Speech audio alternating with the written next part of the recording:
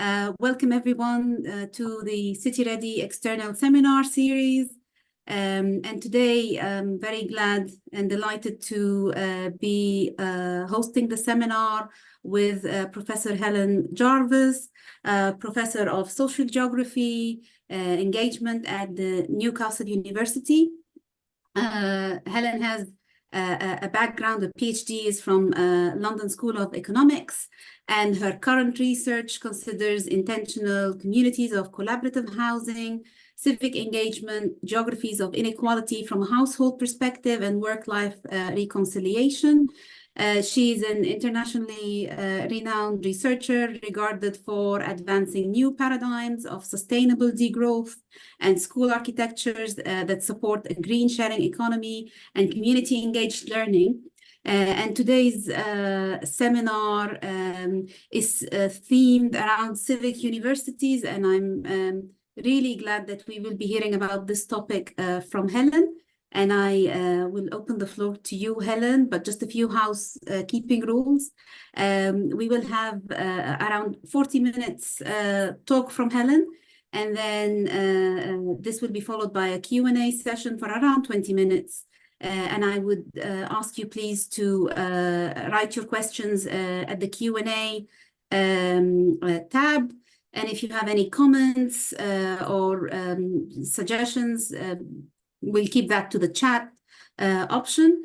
And hopefully we'll have a very interesting and thought-provocative talk from Helen. And I'll give Helen the chance to share her slides and start the talk, please.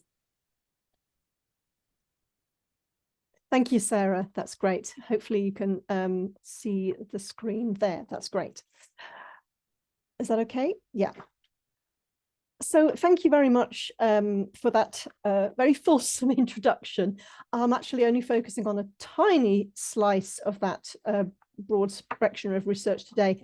And I'm actually, rather than focusing particularly on civic universities, it's much more, I suppose, the engaged education within that tripod of research, education, and engagement. Oops, why am I not able to move on? Oh yes, here we go. So yes, so my talk today draws on a recent publication that in Journal of Geography and Higher Education. Although this is not particularly focusing on geography, there's much more generic lessons to be learnt more widely. I'm going to draw on that paper with some empirical vignettes from a suite of engaged learning modules that I've been running here at Newcastle University since 2016. And I'll use that to demonstrate the transformative impact of community organising, which I'm going to introduce as a discrete element of engaged learning. The impact of this on student leaders that I present as a novel form of engaged learning that I currently deliver in partnership with a regional chapter of the non-profit Citizens UK network. I'm going to explain how community organising that's embedded in the curriculum and which is directly related to what makes civic universities impactful in their local areas applies to student lived experience and learning by doing. So I'm making this a kind of theory and practice. And it's a theory put into practice that's for the benefit of student graduate skills and campus community engagement for social action for change on issues that matter locally. So this means that it's also linked to what makes civic universities impactful and transformative. And I want to talk about that specifically in terms of moving beyond the rhetoric of civic universities to the realities, the messy realities and some of the challenges of that, in terms of ensuring that engagement is mutually beneficial to multiple actors in a broad-based alliance. I'm also going to update this published piece with some comments and observations on the context that we all face at the moment of uncertainty in higher education, and also uncertainty and austerity with fragile finances in the voluntary community and civil society organisations, that universities try very hard to engage with on equal terms to fulfill their civic mission. So these are those aims then that I want to do today, and I'll have some concluding remarks and an invitation at the end. So what makes education transformative in civic universities? Well, as a starting point, for education to be transformative, it must arise, in my definition, from a real world context of social interaction. It's about relationships that take time to build and sustain, as I'll go on to show. From a student's perspective, it does mean education that turns the tables on the conventional classroom hierarchy and the conventional chalk and talk methodology. And in doing so, it raises some challenges for the university in terms of resourcing, because resourcing transformative education means that you actually have to resource elements of a broad-based alliance. You have to actually be an equal partner in your community rather than an institution primarily delivering education. So to put this into some sort of more animated terminology, education, from a quote from W.B. Yeats, is not the filling of a bucket, but the starting of a fire. And the fire in our students is an emotional stirring that transforms hope, anger, fear, and anxiety into action. We all know that many of our students are struggling with climate anxiety, many forms of anxiety. We ourselves probably are in education responding to multiple crises and uncertainties in the world. And this does feed into our education. And as one of my students in years gone by sort of said, you teach us about these crises, but not how to actually harness our motivation to do something about it. The tools of social change. So the teacher's role in transformative education is to inspire and support critical, empathetic thinking rather than to teach in an instrumental sense. And that takes us to some common factors that have been widely published about community engaged learning. So I'm going to introduce a kind of what are the common factors of this broad education, which is, after Paulo Freire, tending to be non-hierarchical rather than a teacher and a taught. You've got a collective learning experience, learning by doing, learning from experience. I'm going to introduce those common factors before going into community organizing as one specific form and expression of this. So the common factors that make education transformative would be, as I say, this kind of collective learning process, a form of public pedagogy, learning from real-world encounters, embracing values-led learning, self-awareness, social responsibility, many of these elements that actually are often highlighted as graduate skills, but are very intangible and difficult to pin down in terms of elements of a curriculum. So it is a messy kind of learning process, learning by doing. It does take time. All of my modules are year long for that reason. They're not limited to a single term or a single semester. Students gain from a journey of learning by doing from direct experience with others while actively reflecting on these processes. It's important that time is invested for relationships and personal development to flourish. A key part of this process is unlearning instrumental habits of teaching to a test or learning by rote. Obviously, a lot of university education is already critical and critically engaged, but I would put it, it's not always confronting the space that we need to actually reflect on habits of action as opposed to habits of problem solving or problems of critical thinking. So in order to think differently, we have to unlearn some of the habits of very instrumental and highly individualized learning that are norms, not only in university, but in our wider society. So we do have to really be quite sort of, develop an alternative education. And there are scholars writing in this field that I'll point to in a moment that I think are doing some really interesting work. It also requires plural forms of formative, summative, and reflective assessment. And I won't dwell on this, but I'll pick up in a moment what that might look like.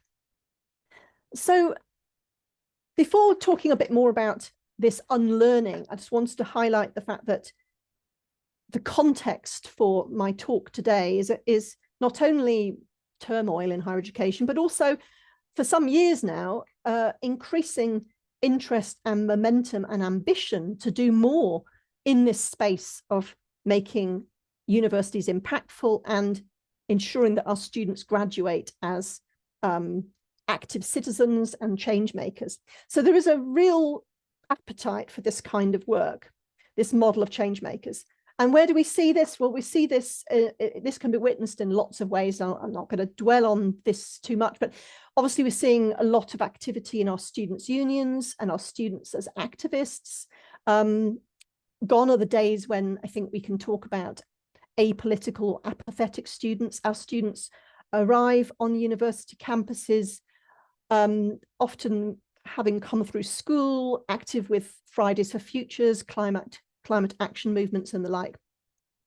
In the UK context, 100 universities representing about 65% of the HE sector have been pledged to divest from fossil fuels. And this is largely at the building on the momentum of student activism in this space. People and Planet is a very sort of popular movement on campus. And this, in a way, is a form of political education and a form of non-violent direct action, which is not on the curriculum, but is certainly part of the landscape of learning on higher education. We also find that there are ways to harness higher education, teaching and learning to accelerate transformative social innovation and justice on university campuses. Sometimes this is very much the sort of rhetoric or the mission statements of civic universities, but increasingly there is a turn to look at the sort of social infrastructure of campus community engagement. So not just to have an impact agenda and a way of measuring impact, but actually to harness this to actually think about a theory of change, how to actually redistribute the wealth or the asymmetric power relationships of civic university and its wider community and other institutions. And there's an understanding that universities need to demonstrate leadership in things like agendas like the social sustainable development goals. My own university has been very active in the space of the living wage initiatives. This is often conducted through research and engagement, but I think the sort of Cinderella of this has been education and learning and teaching. And there's very much a sense in which learning and teaching can also embrace leadership in this space. And this is not something that's defined to the UK. In Australia, in the US, and across Europe, there's a lot of activity in this area. And I'd quote a recent piece of work for the British Council by Lauren Rickards and Wendy Steele at RMIT in Australia, where they look at global goals to global learning. And they look at the university as a place of paradox, characterized by tensions and inconsistencies that disrupt efforts using community organizing methods, the sort I'm going to talk about today, to bring about and steer meaningful change. But they talked about the university as a paradox because it can be very resistant to change, clinging to traditional and ritual practices, and also repeatedly targeted for makeovers by private sector interests. So there's some points that I might return to there as well, in the fact that universities are embracing this idea of stepping up as change enablers, but they are at the same time really quite unwieldy and unchanging institutions and corporations. And furthermore, there's a new forthcoming book by Jenny Stevens that's also addressing this by looking at climate justice universities and looking at a transformative power of higher education. And there are others, but I think that just shows that there is real appetite in this space. I'm not, I'm not working in kind of a niche area. This is a growing field. So what do we mean by the need to unlearn habits and values? And I am going to focus on community engaged learning, and within that community organizing, rather than anything to do with the impact agenda or research, the research arm of universities. So habits of action, which in a moment you'll see is front and center of community organizing, this idea of steps to be taken to turn action into change, help students become change makers. They also pick up on graduate skills of social responsibility and leadership. And Buckingham and Goodall have previously published that some graduate skills are treated as if they are instrumental skills to be acquired to plug gaps in critical thinking and problem solving from employer point of view. But in fact, rather than being abstract, they are much more about hearts and minds. They are habits and values that need to be formed and practiced and rehearsed. They are deep and real relationships in real places. Hence, habits of action are really, should be and at the heart of civic university education. Here at Newcastle University, we have a graduate skills framework, which is fairly typical, I think, of most universities. And it promotes the acquisition of skills such as digital awareness, curiosity, social awareness, personal development, and the like. It includes skills to motivate and coordinate group members. So the notion of leadership is very much around being a leader at the front of a team, to take responsibility for decisions and results. And that's fine, and that's as maybe, but when we actually start to really explore how students engage with the notions of leadership and indeed notions of power, they often shy away from the idea of this. I'll just check my time. I just need to speed up a bit. And community organizing embraces an idea of collective leadership and social responsibility and values, which really kind of turns what can be quite instrumental skills into ones which are public values oriented as change for the common good, for the greater good. And evidence from student feedback and key features of their end of year assessment show that students embrace this opportunity to unlearn instrumental ideas, habits and biases when they're given the space to think differently. And then once that space is cultivated to gain habits of action, they gain confidence in their agency. They talk about being part of something bigger than themselves. They talk about the capacity to turn anger into action. So they actually feel their agency, and it's quite powerful. They feel their agency in alliance with others.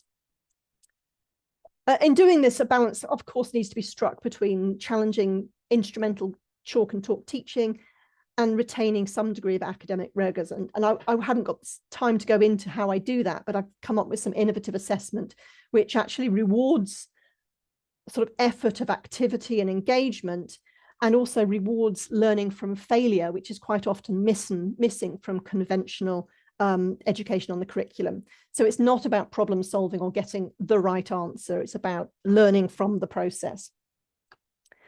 So the community engaged learning I'm talking about, I said it was a very broad term. There's a lot of people who talk about this kind of area. They use lots of different terms: practical, active, project-based, work-based, placement, experiential, service learning, and the like.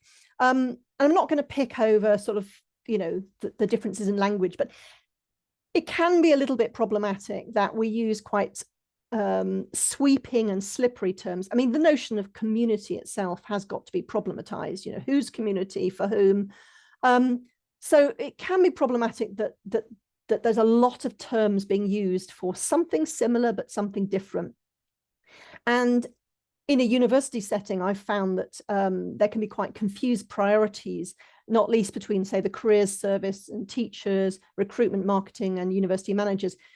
What I'm talking about is community engaged learning or community organizing is, I would dare to say, more radical and much more activist oriented than is often perceived by careers services, who would sweep into this category any number of forms of student society, organizing a ball, charity services, and I'm not at this point going to in any way denigrate the learning opportunities, the confidence building, the capacity for graduate skills, and personal development that can be gained from any number of kind of community-based or voluntary and community sector activities. But what I'm going to do is trying to push towards thinking about a much more mutually beneficial and collaborative relationship between students and the university education and the wider community and their places, so that engagement is co-produced. And the work in Citizens UK is ideal for this, because the university is one member institution amongst many. It is not the top of a pyramid, it's not the top of the tree, it is part of a broad-based alliance of civil society organisation. Yes, it's a bigger civil society organisation, it's an anchor institution, but it's not got, you know, it needs to be brought down to size, so to speak. So I'm just looking at some of these, and I need to move on a little bit in time. Some of these images at the bottom just show this continuum, and they're all things that I've been engaged with in various forms. So we've got some students holding chickens. Well, what's that to do with that? I had some students engaging with an equal arts project some years ago, which was about participatory action research, really, with people with dementia and their carers, and creative arts projects that was about equality of experience and a sort of convivial place setting. This was students volunteering in the traditional sense. They weren't going to change anything other than maybe the quality of life or the moment by moment experience of the communities they were working with. They were providing a service, they were joining in, they were taking part, but they weren't following a theory of change in terms of enabling a change to structural inequalities in health delivery and the like. In the middle, we've got current protests ongoing. We've got an encampment we've got here with the Newcastle Apartheid off-campus group, entirely student-led, entirely campus-specific, although they're bringing in some the relationships they've built with the wider west end of the city. They've got teach outs, they've got talks here. Very interestingly, the language being used there, they've got habits of avoiding burnout and mental health.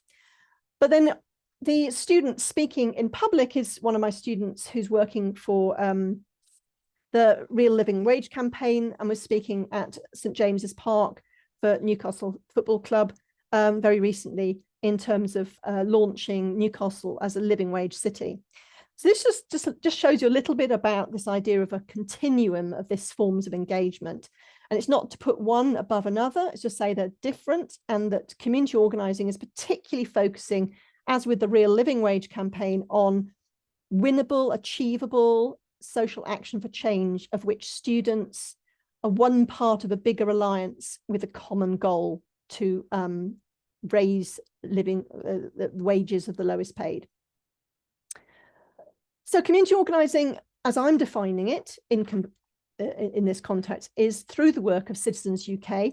There are parallels between this and the Industrial Areas Foundation in the United States, and they have a common history, a legacy that draws from the civil rights movement. They have a common foundation in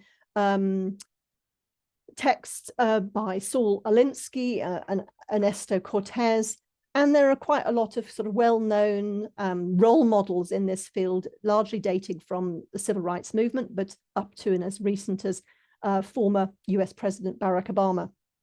So Martin Luther King's work is regularly quoted, so is Ella Baker, Mary 2X Early, and of course, say Barack Obama started off as a community organizer in Chicago before he became US president. The kind of key strapline or the sort of premise of community organizing, as defined here, broadly speaking, is if you want change, you need power. And this is not power over, but it's power with.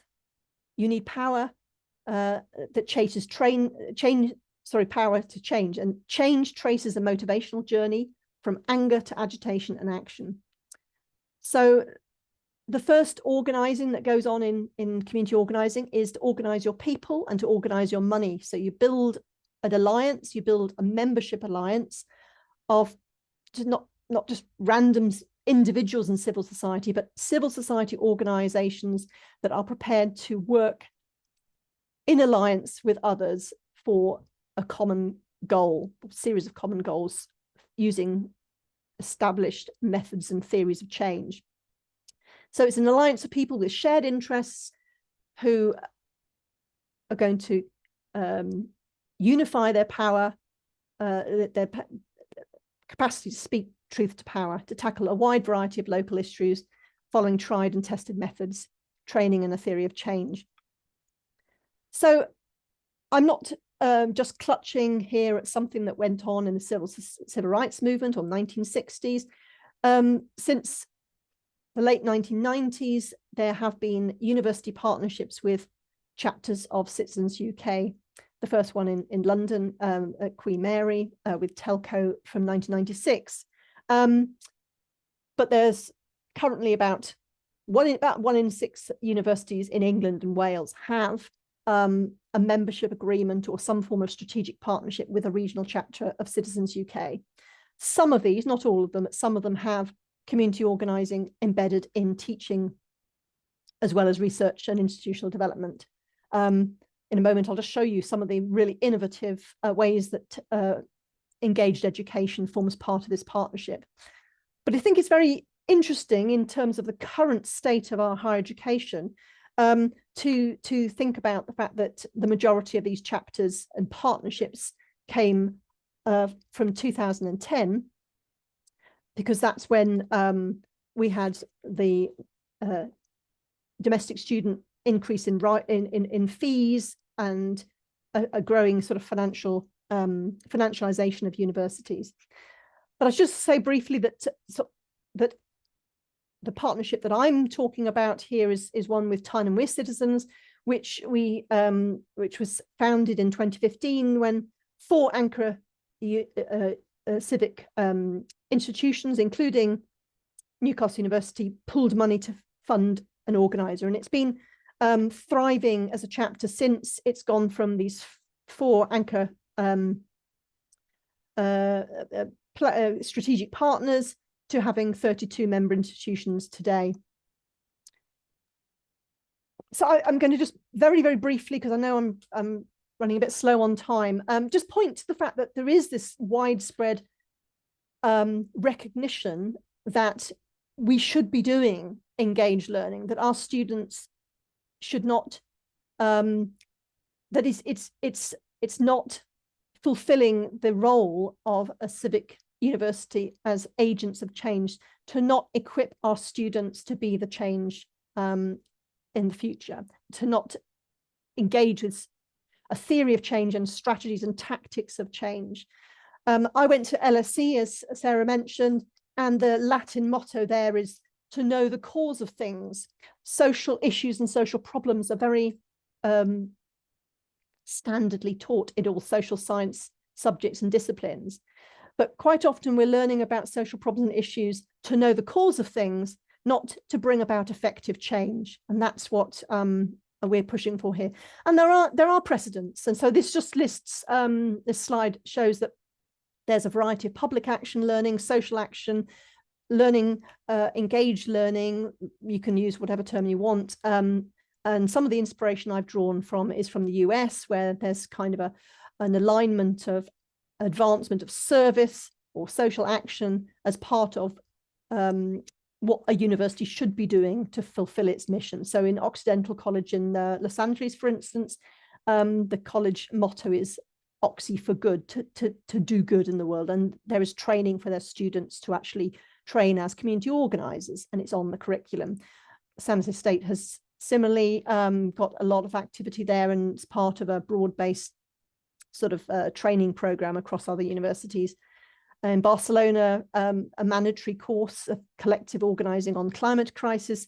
And then in Cardiff and across the UK, there are other very innovative modules of action learning and organizing with chapters of Citizens UK. But we are in interesting times. There are headwinds in the UK higher education sector, elsewhere as well, but I'm focusing really on the UK. And also civil society organisations have faced a decade of austerity and are struggling to fund core positions and to be able to engage in alliances for change. A lot of them are kind of running to stand still as service providers rather than being able to address the structural inequalities that they are have increasing issue with. So I'm not going to go through all the headwinds that we face, but I think the point, my message here is that after inevitable staff cuts that are going to come, the biggest impact of further cost cutting and financial challenges and uncertainties in this sector at large will be on students, their experience and their development. And it's going to be increasingly likely that we retrench into a kind of traditional form of teaching, which is not transformative, it's going to be opposite to what I'm trying to promote here. So efforts to develop mutually beneficial external partnerships are challenging, and they are already to some extent under-supported by the university infrastructure. And the idea, well, the message here in short is that the headwinds facing UK higher education, loss of international student recruitment, diminishing real value of student fees, is going to hit those areas of the curriculum and those areas of our civic engagement, which are most valuable often in quite intangible ways, but most precarious to the fragile finances of both our civil society and our universities. So knowing that I'm running a bit tight, oh, okay, I can just about okay. I'm going to just work through some of these rather, I've covered a lot of ground in terms of the sector, transformative education, and within this kind of sometimes quite jargon-ridden model of community organizing. Now I'm going to try and sort of like articulate what this looks and feels like in practice for students that engage with the idea of learning as leaders in an alliance with other civil society organizations, other students, a very, very diverse cross-section of society, and what it looks and feels like to them to engage with this from a sort of period of October through to end of March. So it's kind of 2 semesters where they are placed as members of Tyne citizens, working alongside action groups and other activities around community organizing. So I'm going to draw on 2 vignettes. The first one is picks up on sort of student experiences from 2 cohorts that were actively involved over about an 18-month period. So from we were talking about from about 2017, we, as the Alliance, there was growing concern, particularly from Muslim women attached to the large central mosque here in Newcastle. There was a widespread concern that there was an increase in Islamophobia across the northeast, but particularly associated with Newcastle and Sunderland, when the EDL, the English Defence League, were rallying and whipping up hate crimes and hostility and abuse towards women wearing hijab, women who were visually identified as different and other as in terms of their dress and ethnicity.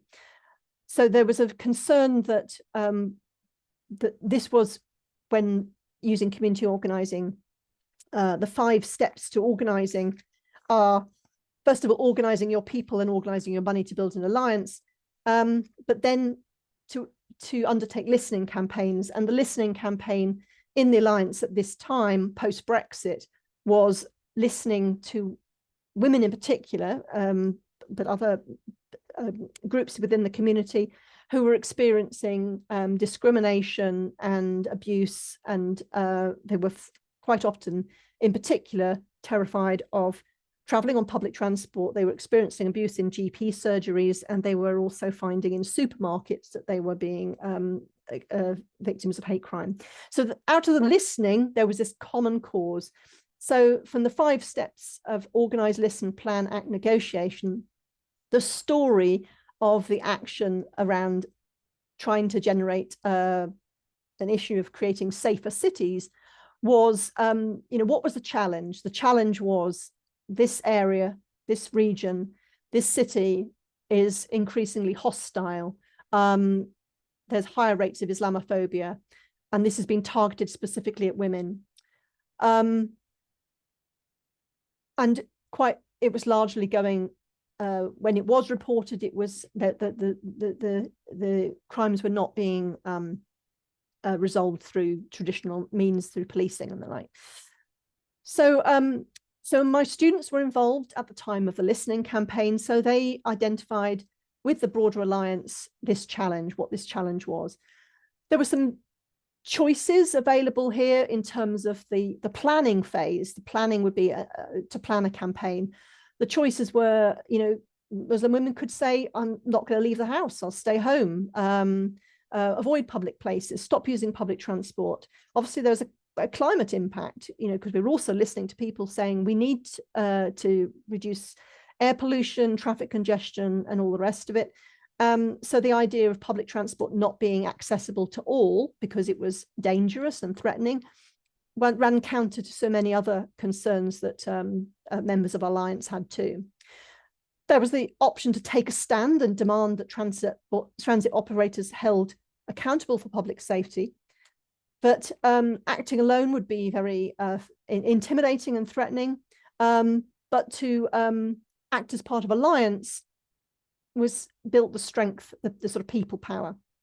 So that was the choice. What was the change? The change was that there was a plan and a campaign for an action. So in almost direct response to a particular sort of piece of event of violence, which was called, I think, I'm not sure who organised it at some point, but there was an intimidating act of letters being put through the doors of Muslim communities and the central mosque area in the west end of the city, Punish a Muslim Day. So in response to this, after the Alliance had rallied to sort of put its arms literally, actually, as well as figuratively around the central mosque in a kind of show of non-violent direct action, we then came up with a campaign to reclaim the metro from Islamophobic, and to separate campaign we had around against misogynistic abuse in public space.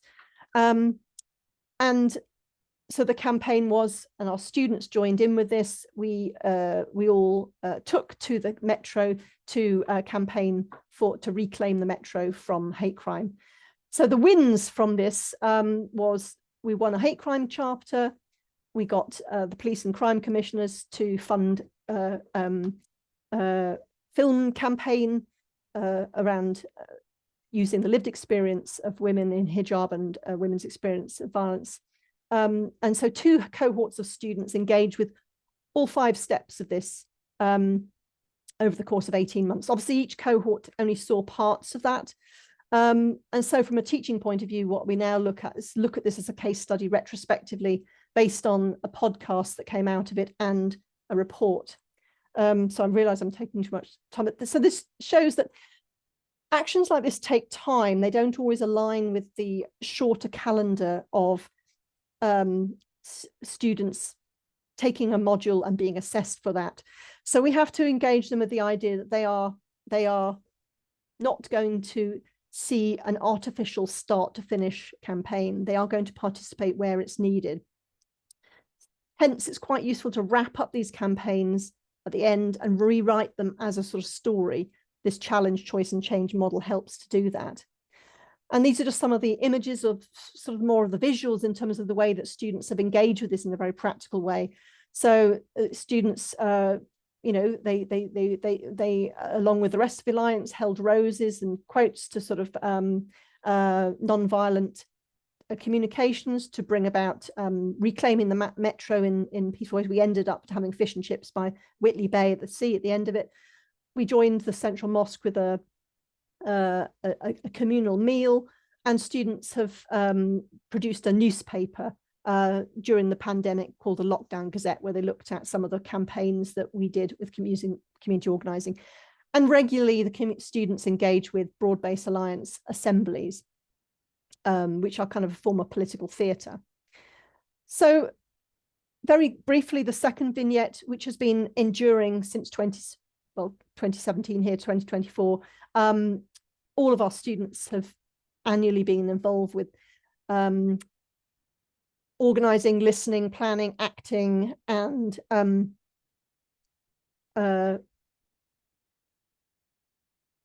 campaigning on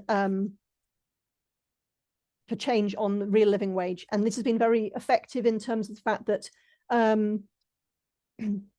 Newcastle University became a real living wage employer in 2019, and that was a direct result of student listening to staff, and the students themselves benefit from this, but also our lowest wage staff colleagues across the university.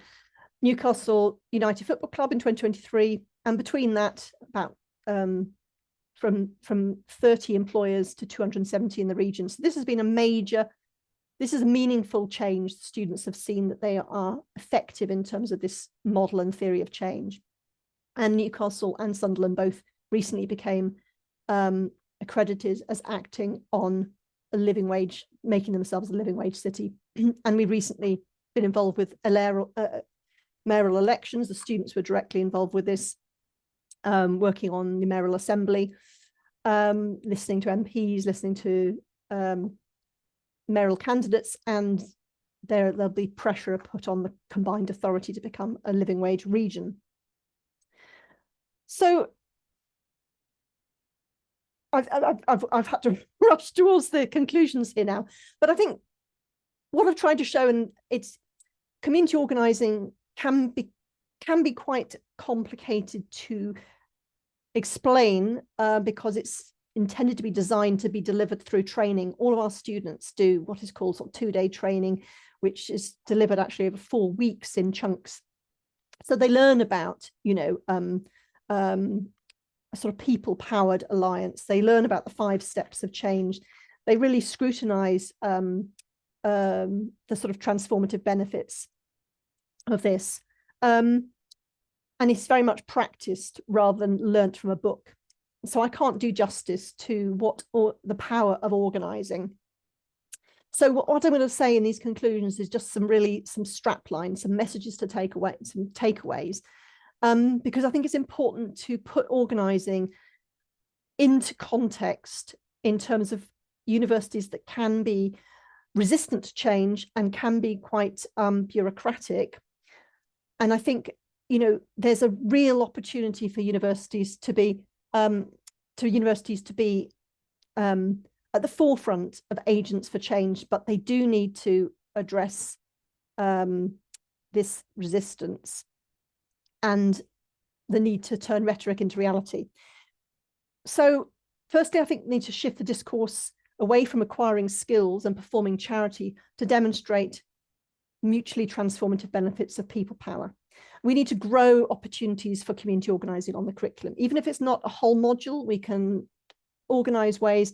We've got students organising out on the lawn in this university at the moment, but most of them have never had opportunities to actually undertake any strategic learning or some deep reflection on what organising is about, how they can be effective change makers, how they can be effective in their speaking across difference.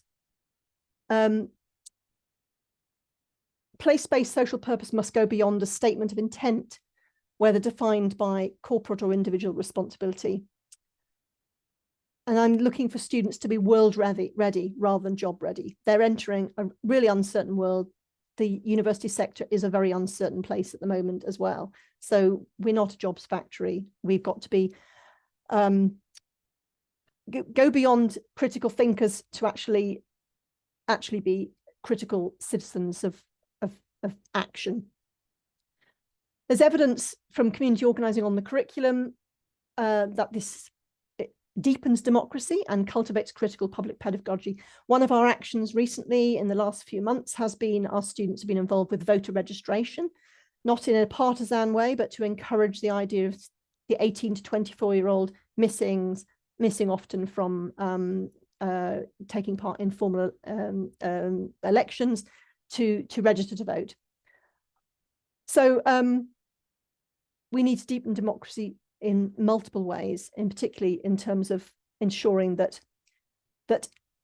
opportunities for community organising and on the curriculum are not limited to higher education, but also included in primary, secondary, and lifelong learning. So my vision would be for a pipeline of learning to be agents of change right from early years. Student activism often occupies I'm going to wrap up now, a transitory station. Students feel that they're often in a bubble. So we need to help them to feel that they can actually unlearn that sense of being clients of education. So whilst traditional volunteering activities reinforce sometimes quite transactional and individual skills, I believe that community organising is what's truly transformational, because it is emotionally stirring and it harnesses anger into action. And you're welcome to email me for the full paper. I have talked about some other things here as well. So finally, there's a QR code. You're invited to continue this kind of knowledge exchange. We're hosting a Citizens UK conference on community organising, not only about community organising on the curriculum, but also in students' unions and also in our institutional development and other forms of, ensuring our universities pay the real living wage and other forms of procurement practice as well as part of our living our values.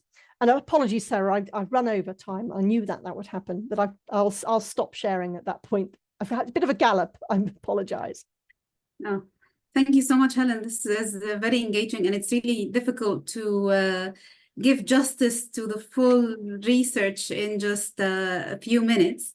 We do have a number of questions, and I apologize in advance if we don't get through all the questions, but what I will do is I'll email the questions to Helen and respond to you directly. But let's kickstart with the first question, which is it was a comment to begin with, so I won't go over the comment, but mainly what happens if the action is opposed to vested university interests? Well, and that is very likely to be the case. I think there needs to be a degree of relational trust that when universities enter into partnerships with a broad-based alliance, that sometimes the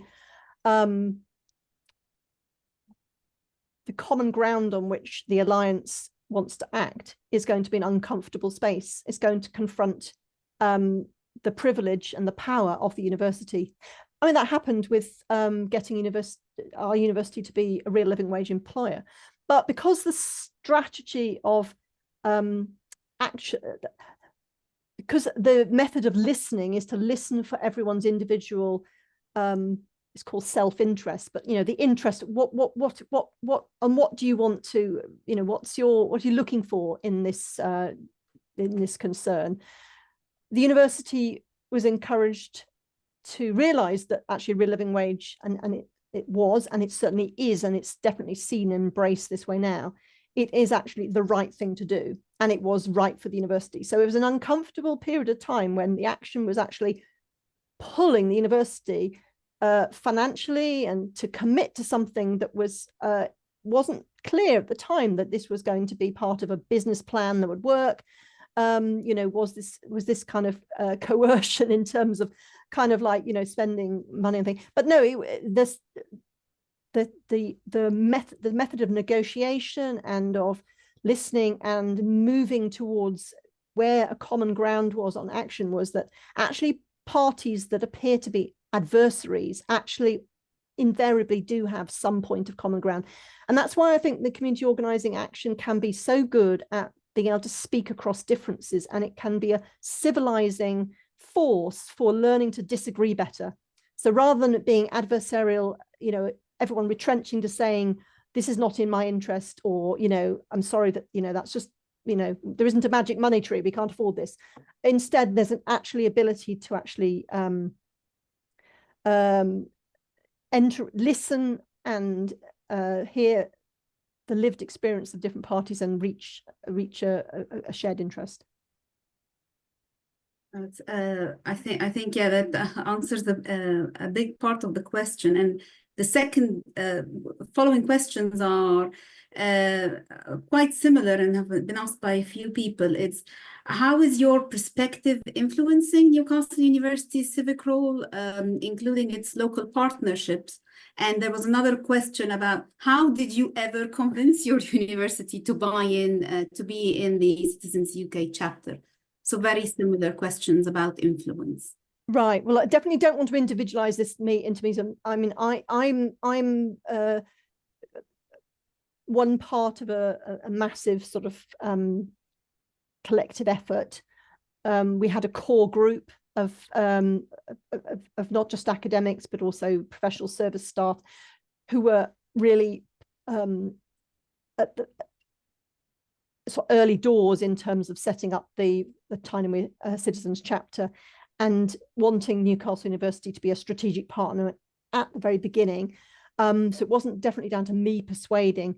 I think right from the outset, getting Newcastle University to be a partner was influenced by other universities going there before us. So I think actually at the time we had a Pro-Vice Chancellor who'd just moved from Nottingham University. Nottingham University had a chapter.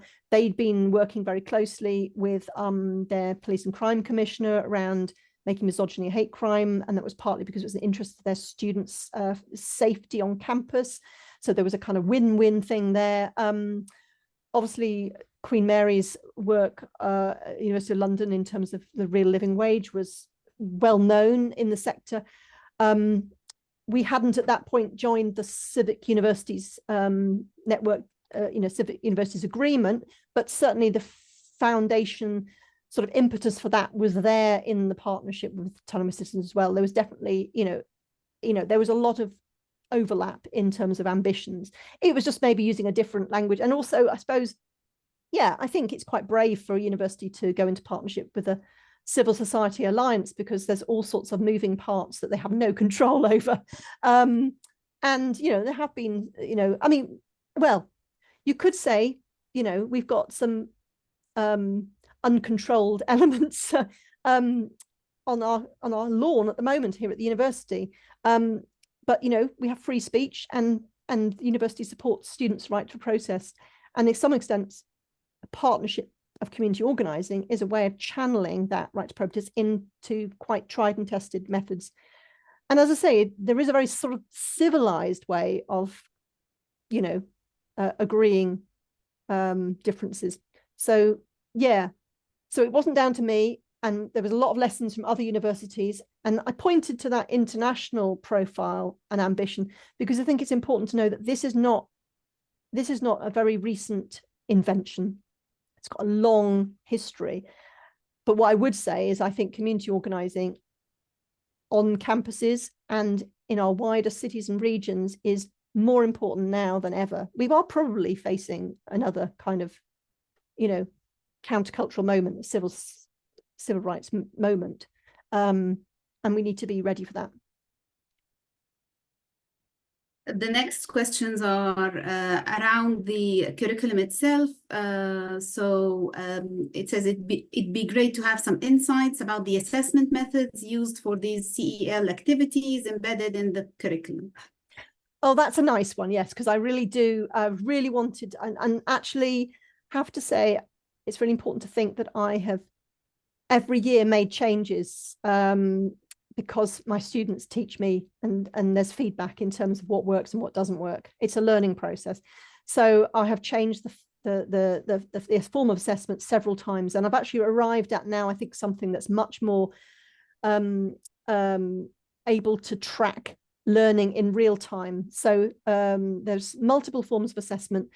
Primarily, there's a kind of a diary of students' actual participation and engagement. So they log in narrative form, but also in specifics, their activities and engagement. It's partly, it's kind of like being present, being there, recognizing that actually learning by doing does mean to say you do have to engage in those activities. But it also allows the students to talk about that engagement in ways that is comfortable for them. So it's not just about selfies or photographing them in a place. They're talking about what they came away from an event or activity feeling and learning. So it's kind of a learning diary log.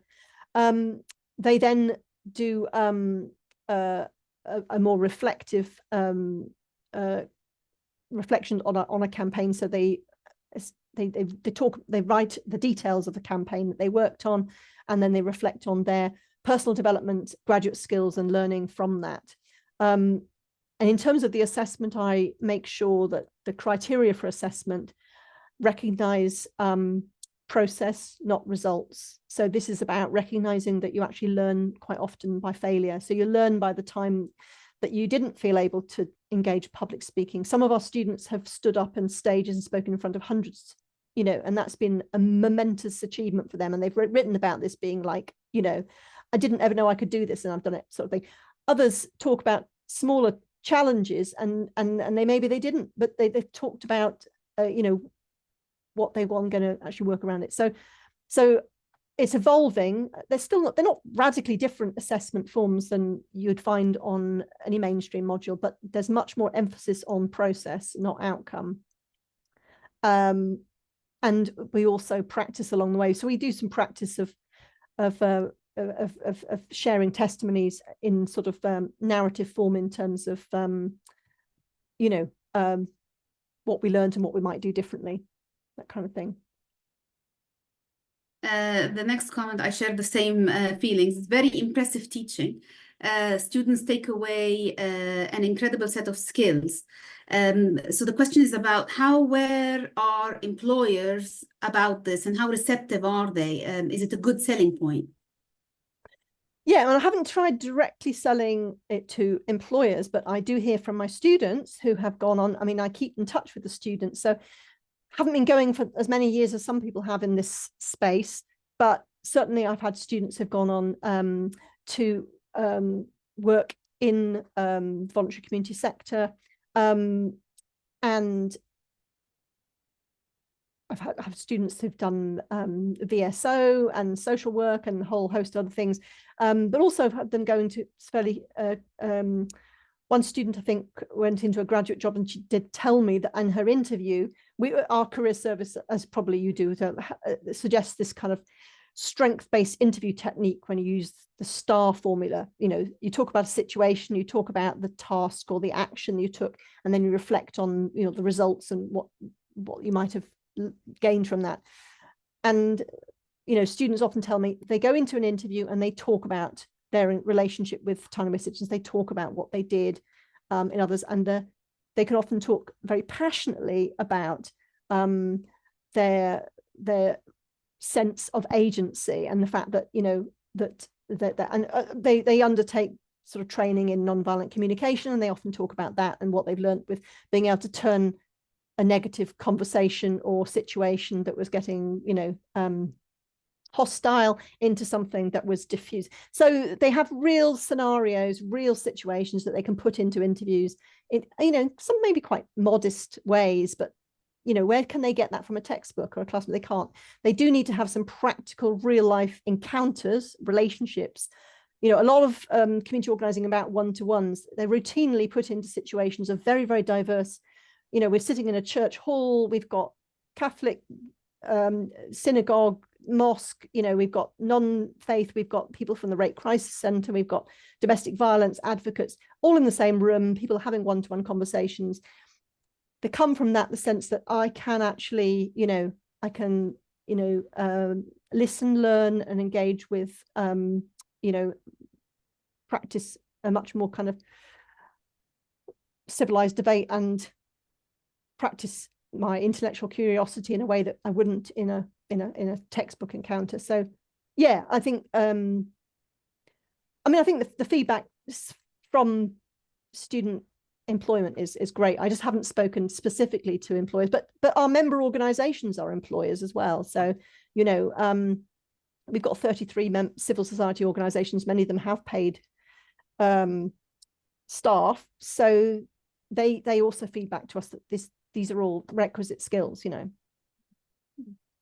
Well, I can't thank you enough, Helen, for this engaging talk. We've got another 3 questions, which I will share with you via email in the interest of time. But thank you again for this talk, and thanks to everyone who attended our webinar series. And hopefully you'll join us for the next seminar. Thank you very much. And yeah.